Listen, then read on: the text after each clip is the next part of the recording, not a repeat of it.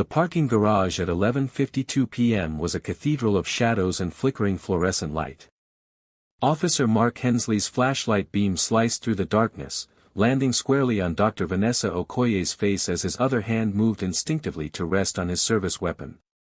To him, she was a problem to be solved, a woman in scrubs who didn't belong here, as he would later write in his report. But the badge clipped to her chest told a different story. Level 5 access, cardiology department, attending physician with clearance to every restricted floor in Memorial Regional Medical Center.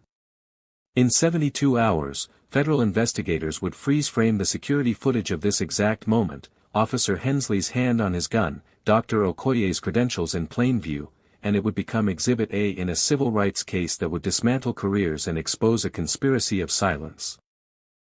But right now, in this cold garage with her heart pounding against her ribs, only one of them understood what was about to unfold. 14 hours earlier, Dr. Vanessa Okoye had been elbow-deep in saving a man's life. The cardiac catheterization lab was a controlled storm of urgency and precision as she threaded a guide wire through the dangerously narrowed coronary arteries of Marcus Thompson, a 68-year-old retired educator whose widowmaker blockage would have killed him within the hour. Her hands moved with the deliberate grace of a concert pianist, steady, exact, unstoppable. "Stent deployed," she announced, her voice cutting cleanly through the rhythmic symphony of heart monitors and ventilators. On the fluoroscopy screen above, the latticed metal expanded like a lifeline, forcing open the pathway where death had been gathering. This was her domain. A sterile, meritocratic space where a steady hand and years of training mattered more than the color of her skin, where her MD and board certifications spoke louder than assumptions. Or at least, that's what she'd spent 15 years trying to believe. By the time she stripped off her surgical gloves and stepped out of the cath lab at 2:47 p.m., she had performed 3 life-saving procedures, consulted on 4 more cases, and swallowed down, once again, the bitter reminder that excellence was simultaneously her shield and her sentence. Before we continue, hit the subscribe button for more stories like this. Also like, share and comment where you are watching this story from. If that is done, then let's dive in. The emergency began at 1:47 p.m. with 3 words that made every heart in the cardiac unit skip: code STEMI inbound. Dr. Vanessa Okoye was already scrubbing in when the paramedics burst through the doors with Marcus Thompson strapped to the gurney, his face ashen and twisted with pain. Crushing substernal chest pressure radiating to the left arm, the lead paramedic rattled off. Diaphoretic, ST elevation in leads 2, 3, and AVF. ETA 10 minutes ago. Vanessa didn't waste time with pleasantries. Get him to cath lab 2. I want heparin, aspirin, and a loading dose of ticagrelor now. Call anesthesia. Her voice carried the kind of authority that made people move without question. Within 6 minutes, Marcus was on the table, sedated but conscious enough to whisper, "Am I dying?" "Not on my watch," Vanessa said, and meant it. She threaded the guide wire through the femoral artery with the precision of a watchmaker, navigating the maze of Marcus's vascular system until she found it, the right coronary artery, 95% occluded, a widowmaker blockage that had already begun killing heart muscle. Around her, the team moved like a well-rehearsed orchestra, nurses anticipating her needs, the radiologic tech adjusting imaging angles, the anesthesiologist monitoring vitals with hawk-like focus. Advancing the balloon catheter, Vanessa announced. The room held its collective breath. On screen, the tiny balloon inflated at the blockage site, compressing the deadly plaque against the arterial wall. Then came the stent, a mesh tube that would scaffold the artery open, reversing what would have been a fatal heart attack. Flow restored, the tech confirmed. Marcus's cardiac rhythm stabilized on the monitor, the irregular peaks smoothing into the steady march of a beating heart reclaimed from the edge. Vanessa allowed herself one breath of satisfaction. This space, sterile, objective, governed by science and skill, was the only place where she never had to prove she belonged. Here, results were the only credential that mattered. Or so she told herself. The cafeteria at 3:30 p.m. was a different kind of theater. Vanessa stood in line with her tray, still wearing her scrubs, her hospital badge clearly visible. The woman in front of her, white, silver-haired, in a visitor's pass, turned and smiled. "Oh, are you one of the nurses? My husband is on the cardiac floor. You all do such wonderful work." "I'm a cardiologist," Vanessa said evenly. She'd stopped correcting people with anger years ago. Now it was just reflex, like checking a pulse. "Oh. Well, good for you." The woman's smile widened into something that made Vanessa's jaw tighten.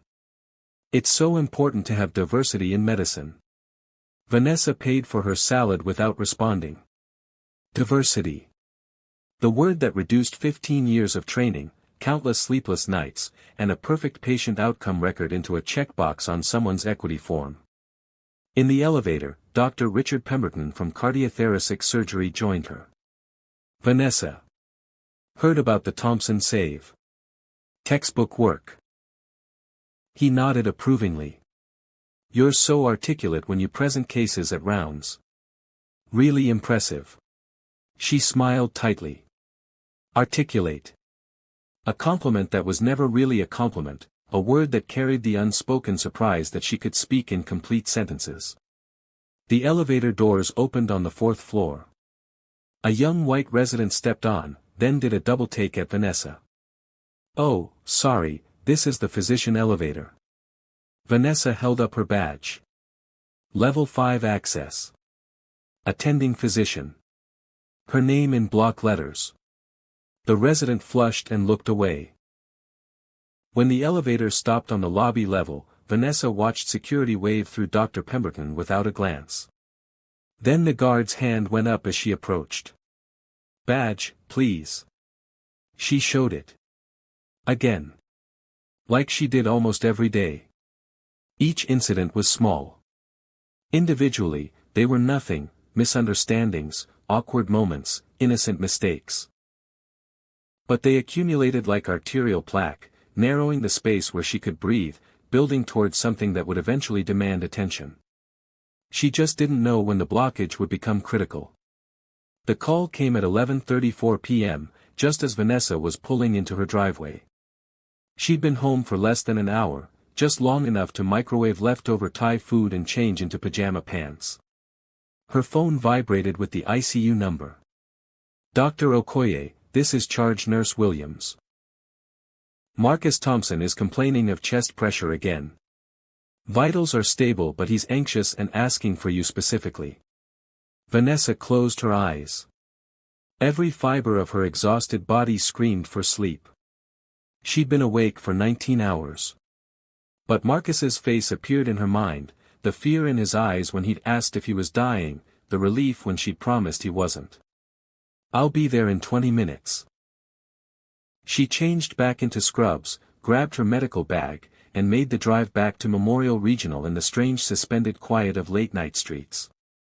The physician's parking garage was nearly empty when she arrived at 11:56 p.m. Just a handful of cars belonging to the overnight staff. She parked under a working light, a habit born from too many warnings about women alone at night, and clipped her hospital badge to her chest where it would be visible. The badge showed her photo, her name, her credentials, her level 5 access clearance. It was both identification and armor, proof of belonging in a building where she'd saved countless lives. She grabbed her medical bag from the passenger seat and stepped out of her silver sedan, already running through the differential diagnosis in her head. Post-intervention angina could mean stent thrombosis, could mean the blockage had returned, could mean. The flashlight beam hit her face so suddenly she flinched, her hand instinctively rising to shield her eyes. In the harsh white light, she couldn't see who was behind it, but she heard the voice clearly enough. "Ma'am, I need you to stop right there and show me some identification." Her badge was literally pinned to her chest. But Vanessa had learned long ago that what should be visible wasn't always seen. "I'm Dr. Vanessa Okoye," she said, her voice steady despite her accelerating pulse. "I'm a cardiologist here. I'm responding to a patient emergency." She gestured toward her badge, the plastic catching the flashlight's glare. Officer Mark Hensley stepped closer, his hand resting on his service weapon. He was young, maybe early 30s, with the rigid posture of someone who'd learned authority from training videos rather than wisdom. "I'm going to need to see some actual ID. We've had reports of a suspicious person in this garage." Suspicious. The word landed like a punch. Vanessa was wearing scrubs with the hospital logo. Her badge was visible. Her medical bag had Memorial Regional Cardiology embroidered on the side. But she knew what suspicious actually meant. She'd known it her entire life. "My hospital badge is my identification," she said carefully. "I'm an attending physician with level 5 clearance. I need to see a patient." "Ma'am, I'm going to need you to put your hands where I can see them." His voice had shifted into command mode, the tone that expected immediate compliance. Vanessa's medical training kicked in, assess the threat, calculate the risk, determine the safest course. She slowly raised her hands, the medical bag hanging from her shoulder. "Officer, I understand you're doing your job, but there's been a misunderstanding. If you call hospital security, they can verify. Turn around and place your hands on the vehicle." The words hit her like ice water. This was happening. This was actually happening. In the parking garage of the hospital where she worked, where she'd saved Marcus Thompson's life just hours earlier, she was being treated like a criminal. "Officer Hensley," she read his nameplate. "I'm complying, but I want you to understand that I'm a physician responding to an emergency. My patient." I said turn around. His hand was now fully on his weapon. She turned. Placed her hands on the cool metal of her car. Felt him kick her feet apart into a spread position. The pat-down was aggressive, invasive, humiliating. Other officers were arriving now, their cruiser's lights painting the garage in alternating blue and red. "She matches the description," Hensley said into his radio. "Attempting to gain unauthorized access to the hospital." "What description?" Vanessa demanded. "I have authorization. I work here." The handcuffs clicked around her wrists. The processing room at the county jail smelled of industrial cleaner and desperation. Vanessa stood against the height chart for the booking photo, still wearing her scrubs, her hospital badge now in an evidence bag. The flash went off. Then again. Profile shot. Full face. Like she was livestock being catalogued. "Fingerprints," the processing officer said, bored. Vanessa's hands, the same hands that had saved Marcus Thompson's life, that had threaded guide wires through millimeter-wide arteries, that had been steady when steadiness meant survival, were now pressed into ink and rolled across a scanner. Right thumb. Right index. Right middle. The process was mechanical, dehumanizing, designed to strip away identity and replace it with a number. Booking number, 2024 to 87,453. Charges, criminal trespassing. Obstruction of justice. Resisting arrest. All fabricated. All lies. But lies that would now live in a database, attached to her name forever. They took her medical bag. Her phone. Her watch, the one her father gave her when she matched into her cardiology fellowship. Even her shoes. She was given paper slippers and led to a holding cell that smelled of urine and contained a metal bench bolted to the wall. The door clanged shut. Vanessa sat on the cold bench and did what she'd been trained to do in emergencies. She observed, she documented, she diagnosed. She pulled out the tiny notebook they'd somehow missed in her scrub pocket during the search, the one she used to jot down patient vitals, and she began to write. 11:56 p.m., approached by Officer M. Hensley in physician's parking garage. Hospital badge visible. Medical bag visible. Identified myself as attending physician. 11:58 p.m. Ordered to place hands on vehicle despite showing credentials. 12:03 a.m., arrested. Charges stated, criminal trespassing, obstruction, resisting arrest. No resistance occurred. No trespassing occurred. She wrote everything. Every word spoken. Every action taken. The names of every officer present. Her medical training had taught her that documentation was evidence, and evidence was power. The system wanted to break her. Instead, she would dissect it like a diseased organ, identify every point of failure, and compile a case history that would be impossible to ignore. The interrogation room was designed for intimidation: concrete walls, a metal table bolted to the floor, a mirror that was obviously one-way glass, and a temperature set just cold enough to be uncomfortable. Officer Hensley sat across from Vanessa, a file folder open in front of him. Behind him stood another officer whose nameplate read, Dawson. Dr. Okoye. Hensley said her title like it was a joke. You want to tell me what you were really doing in that garage at midnight? I've already told you. I'm a cardiologist at Memorial Regional. I was responding to a patient emergency. Her voice was level, clinical. She'd spent years delivering bad news to families. She knew how to control her tone under pressure. Right. A doctor. He leaned back in his chair. You got any proof of that besides a badge you could have stolen? My hospital credentials are in the system. One phone call to Memorial Regional's administrative office would confirm my employment. One call to the ICU would confirm that I was expected. She paused. You haven't made that call, have you? Hensley's jaw tightened. I'm asking the questions here. Then ask them. But we both know you won't verify my identity because you're aware that you've made a mistake. The question is whether you're going to compound that mistake or correct it. Dawson shifted his weight. You got a real attitude problem, you know that? Vanessa met his eyes. I have a patient in the ICU who may be experiencing a cardiac event. Every minute I'm detained increases his risk of permanent heart damage or death. Is that the outcome you want attached to this arrest? Hensley slammed his hand on the table. You were trespassing. You matched a description of a suspicious person. What description? Vanessa cut in. Describe this suspicious person for me. The silence that followed was damning. A woman. In dark clothing, Hensley finally said. I was wearing scrubs. With a hospital logo. In a physician's parking garage. With a hospital badge. Vanessa leaned forward.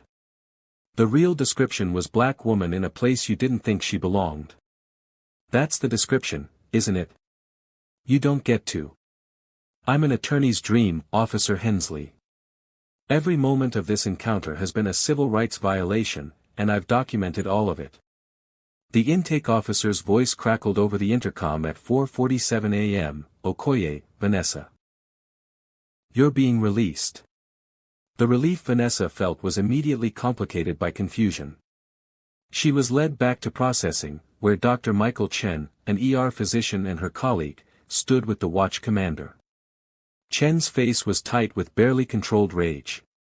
Vanessa, Jesus Christ, are you okay? I'm fine, she said, though she wasn't. She collected her belongings, phone, watch, medical bag, while the processing officer avoided eye contact. We apologize for the misunderstanding, the watch commander said, his tone suggesting the apology was costing him physical pain. Dr. Chen has verified your identity and employment. Misunderstanding. As if she hadn't clearly identified herself. As if her badge hadn't been visible. As if the only thing that made her real was a white colleague vouching for her. Chen drove her back to the hospital in silence, finally saying, I'm calling the board first thing this morning. This is insane. Thank you for coming, Vanessa said quietly. She went straight to the ICU. Marcus Thompson was sleeping peacefully, his cardiac monitor showing a steady rhythm. The chest pressure had been anxiety, not another blockage. He was fine. She'd been arrested for nothing while he'd been fine. Vanessa sat in her office as dawn broke over the city and waited for her phone to ring. The hospital board would call. They had to. Their attending physician had been wrongfully arrested while responding to a patient emergency. That demanded an immediate response, an apology, a promise of action. Her phone stayed silent. By 9 a.m., she'd received texts from colleagues who'd heard rumors. By 10 a.m., the nursing staff was whispering. By noon, the story had spread through the hospital like a virus. But from administration? Nothing. At 2 p.m., she finally received an email, not a phone call, from Human Resources. We're aware of last night's incident and are reviewing the matter. Please refrain from discussing it with staff pending our investigation. They were circling the wagons. Not around her. Around themselves. The silence told her everything she needed to know. They were calculating. Weighing her value against the risk of confronting the police department. Deciding whether defending her was worth the institutional cost. She'd thought excellence would be enough. She'd been wrong. The law office of Martinez and Associates occupied the third floor of a converted warehouse downtown. Vanessa sat across from Elena Martinez, a civil rights attorney whose reputation for dismantling institutional racism was legendary. Between them sat Vanessa's notebook, 5 pages of meticulous documentation from her arrest and detention. "This is good," Martinez said, reviewing the notes. "Very good. Time stamps, direct quotes, badge numbers. You've built half my case for me." She looked up. "But I need you to prepare yourself for what we're going to find." "What do you mean?" Martinez pulled out a file. "I've represented 3 other plaintiffs in cases against the Middleburg Police Department in the past 2 years. All people of color. All wrongfully arrested in or near Memorial Regional." She slid photographs across the desk. Dr. James Chen, orthopedic surgeon, arrested in the physician's parking lot for vehicle prowling. Charges dropped. Settled with an NDA. Marcus Obi, pharmaceutical rep, arrested outside the hospital for drug trafficking because he was carrying sample medications. Charges dropped. Settled with an NDA. Vanessa's hands went cold. The hospital knew about this? The hospital paid for their silence about this. Martinez pulled out another document. Memorial Regional has a legal fund specifically for settling these cases quietly. They've paid out over $400,000 in the last 3 years to make complaints disappear. They're buying silence to protect their relationship with the police department. Exactly. The hospital needs good relations with law enforcement for patient transfers, security, emergency responses. So when their officers violate the civil rights of black and brown professionals, the hospital's calculation is simple: pay them off, make them sign NDAs, and maintain the status quo. Vanessa thought about the silence from administration. The email telling her not to discuss the incident. The careful distance they were keeping. "They're going to offer me a settlement." "They're going to offer you a substantial settlement," Martinez corrected. "And they're going to make it contingent on your silence and probably your resignation." "And if I refuse?" "Then we go public. We file a federal civil rights lawsuit. We subpoena the security footage, the 911 call, every internal communication. We expose the pattern. And we let the FBI's Civil Rights Division know that there's a conspiracy to cover up systematic racial profiling." Vanessa looked at the faces in the photographs, other professionals who'd been humiliated, violated, erased. "I'm not taking the settlement. You understand what that means? Your career at Memorial Regional is likely over. You'll be fighting this for years." "I understand." Vanessa's voice was steady. "But if I stay silent, someone else ends up in that holding cell. Someone who maybe doesn't survive it."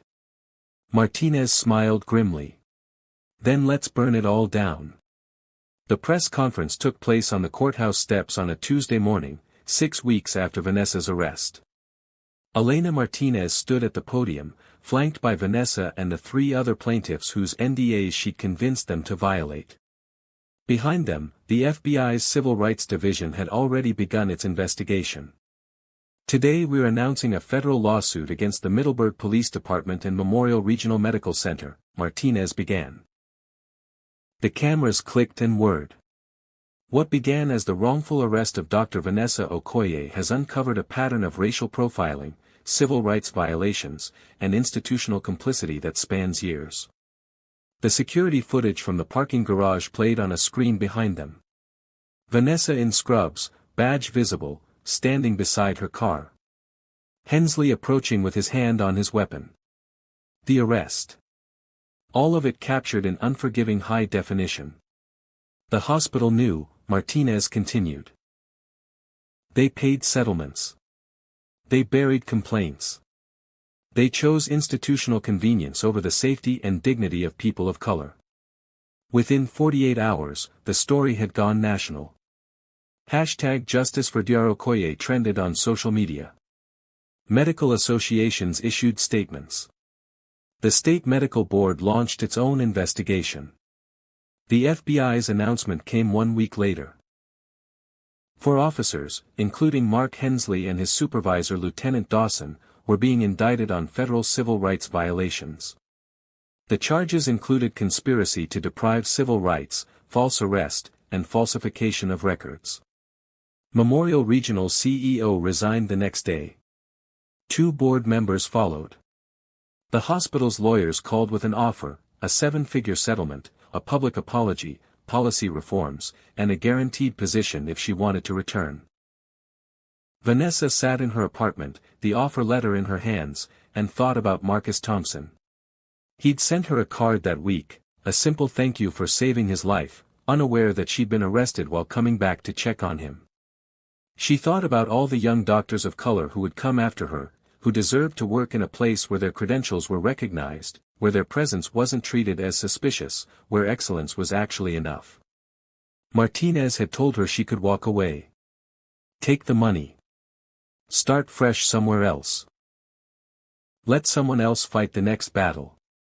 But Vanessa was a surgeon. She didn't walk away from diseased systems. She cut out the infection and rebuilt what was damaged. She called Martinez. I'm accepting the position. But I want a seat on the board, and I want authority to overhaul their police liaison policies and bias training programs. They'll fight you on that. Let them. Vanessa looked at her reflection in the window, still standing, still here, still refusing to be erased. I didn't survive that holding cell just to let them go back to business as usual. The settlement was announced 3 days later.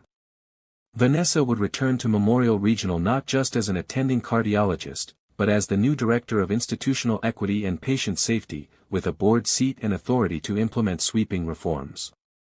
The fight wasn't over. It never would be. But now she wasn't fighting alone, and she wasn't fighting quietly. The system had tried to break her and failed. Now she would spend every day breaking the parts of it that were broken, rebuilding it into something that might actually deserve the trust patients placed in it. On her first day back, Vanessa walked through the hospital's front doors, her credentials unchallenged, her presence unquestioned. Security nodded respectfully. The guard who used to stop her every day wouldn't meet her eyes. She took the elevator to the 4th floor and got to work. There were policies to rewrite, training programs to build, and a culture to dismantle brick by institutional brick. The fight had changed shape.